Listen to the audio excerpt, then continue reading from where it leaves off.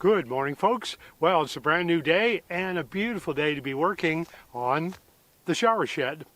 So I just got back from B&D Lumber and Hardware in Bisbee, and I got a load of cinder blocks. But before I unload these, something really important. I'm going to use some string, and I'll show you what I'm doing. So what I'm doing here, folks, is I've got my pin here I put in. It's actually a tent peg. That indicates the exact corner of the building in this spot. Now I've pounded these two stakes in here. I'm going to call them batter boards. I'm going to string those up and show you what I'm doing next. So I already have this stake coming out from the pin indicating where the corner should be. So now I'm just going to take another stake and put it at about a right angle here.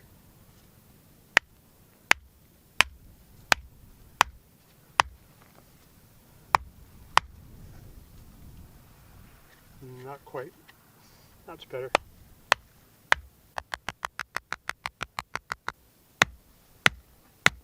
There. Okay, cool. We're down to our last string. That side's done. That side's done. I just need to do from this set of stakes over to there.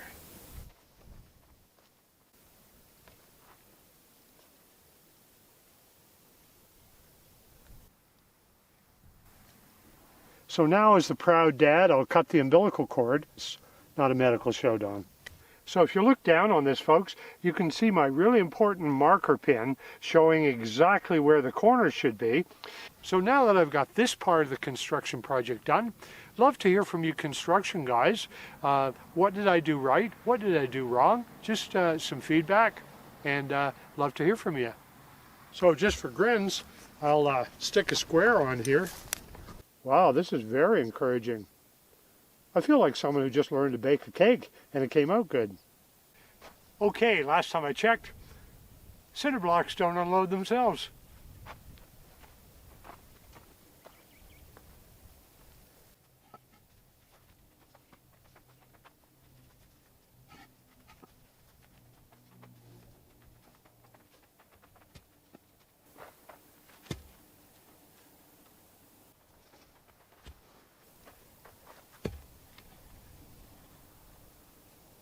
So the fun begins. We got our cornerstone in place, and what we've done with that guy is essentially leveled him up. And once we have that one level, we'll just follow suit all the way down the line. And I had to take a broken piece of paver stone and put under the corner just to build that spot up a bit. Okay, folks, well, this is going really, really nicely. Honestly, I think what I'm loving about it is everything seems to be square and level. It does take some effort, and so what I do basically is I've got loose dirt under these cinder blocks, and so I just kind of put the cinder block underneath there, and then just kind of adjust the dirt. Like I'll put some dirt under there, build it up a little bit where it needs to be, that kind of thing. And I do it by eye first, and then I'll put a level on it. There will be cement involved as well, but we'll look at that a bit later, just to reassure you that it's not all based on just a bit of loose dirt.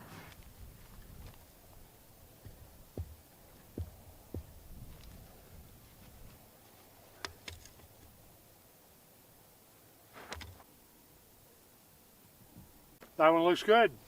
So as long as I'm really careful using this string as a guide, hopefully this should all work great. So what I'm doing here, folks, before I head out to Home Depot, I'll look for the product I need. In this case, it's a Stanley tape measure, and I'll pull it up on the computer. Then I will take a photo of it, and most importantly, there's a section that will tell me what aisle and what bay to look for the item. Aisle 15, bay 3. There we go. So that saves me no end to wandering around in the labyrinth of Home Depot, wasting time and looking confused, hoping someone will help me, which sometimes they do, sometimes they don't. So I hope this tip helps you guys too. Time to unload the Toyota pickup and the very last load of cinder blocks.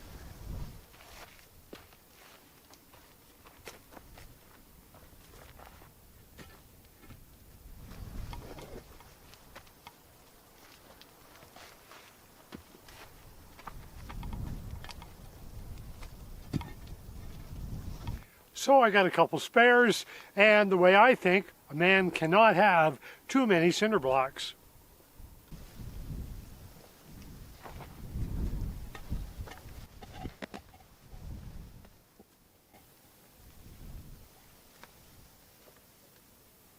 Now we'll build up the next one. And that's pretty close.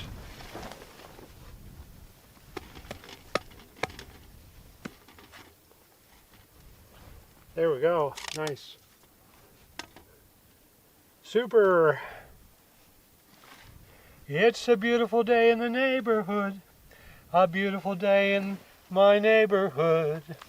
Won't you be mine? Won't you be mine? Won't you be my neighbor? Ooh, nice. This is going to be the unlevel part.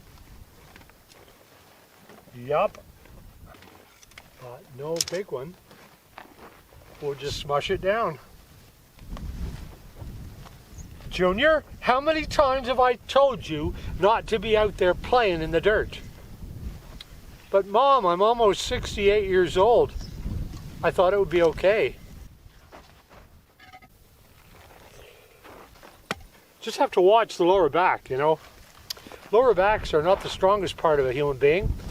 This one's really low. I mean, we're talking really low. All right, we'll build you up. We're here to build you up. Always remember, building up is so much better than tearing down.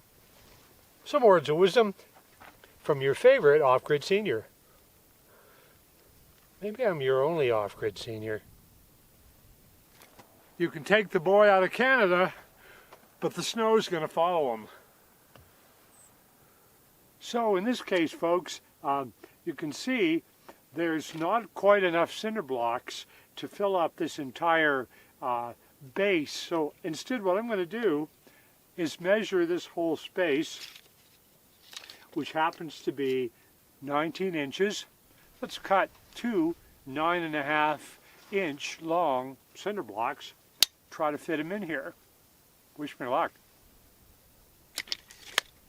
Before I do any cinder block cutting, my cordless DeWalt circular saw has a wood blade in here, so I've got to change that out. So first thing, of course, I looked for some kind of wrench on this unit, and I finally found it. It's tucked away right down in here, and you can kind of, as you can see, pull it right out. I took the battery out of this. I don't want to be working around this saw with power to the saw. I could use this this wrench here, but it looked like a bit of a knuckle buster. One of my subscribers gave me a beautiful ratchet set, and I thought, well, I'll just use it. You have to engage the brake on the DeWalt saw, because otherwise the blade just spins.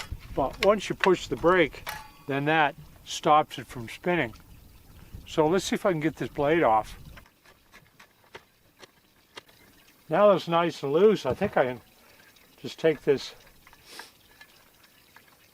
this bolt off by hand.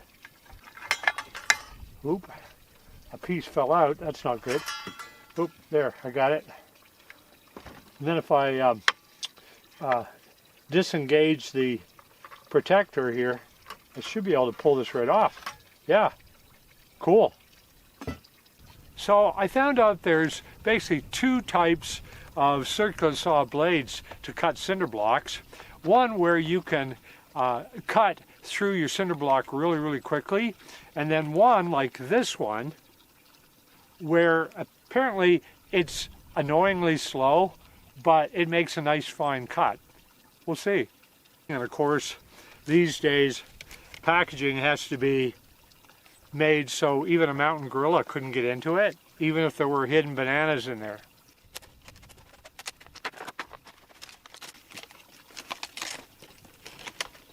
And this is a diamond turbo blade, is what it's called. There we go. Looks like we're ready to cut cinder blocks. This cinder block will cut to 9.5. It doesn't have to be perfect. It's just block to lay the wooden sills on.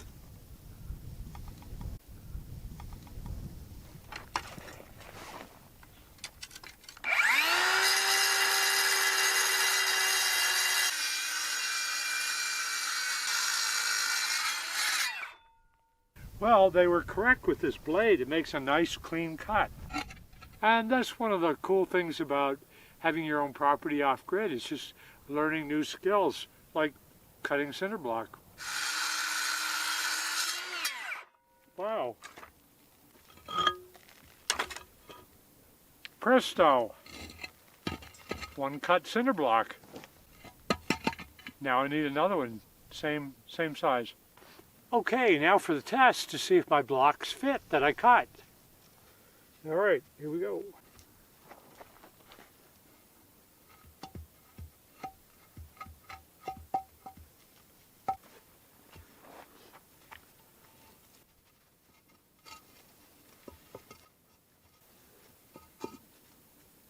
All right, we got them leveled up. Looking good.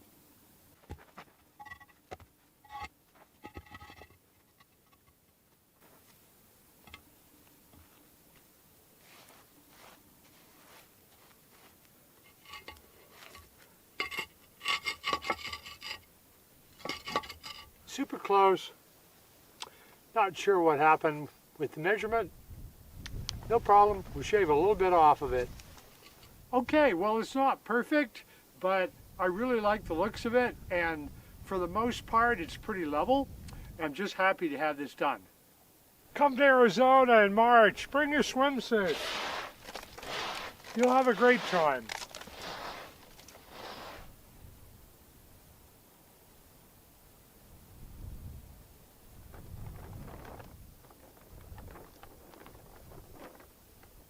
So in order to make these anchor bolts fit, folks, what I did was I put blocking under here, and that holds them up enough so that I know where to put the anchor bolts. And that's important because we're going to have a sill that's basically the thickness of a 2x4, and then the wall of the shed goes up next, like so. And that'll become a lot more apparent when I actually put the wall up. You'll be able to see that.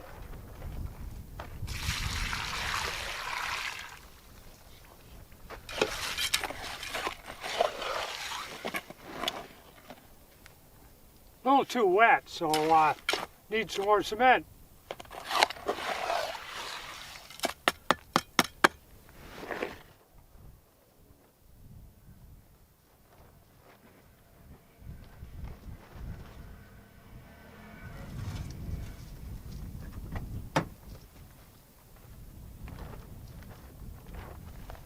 So one thing I've found out about working with bags of cement, if you're quote-unquote mature like me, you don't just pick them up like so.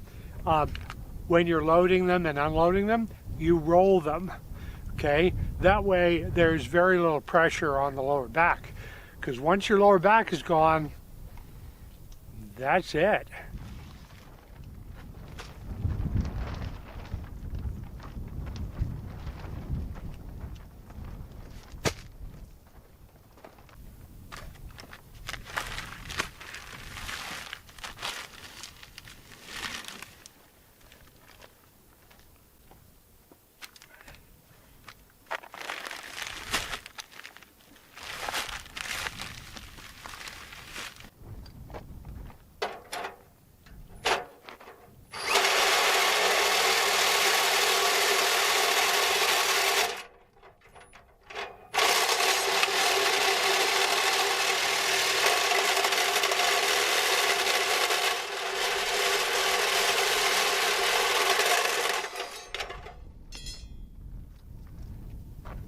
A little dangerous, but got it done.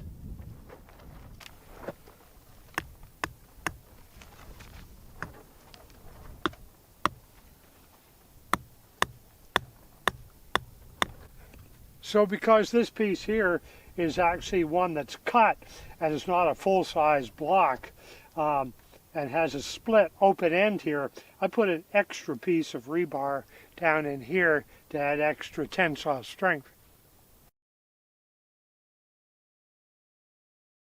What's wrong with that picture?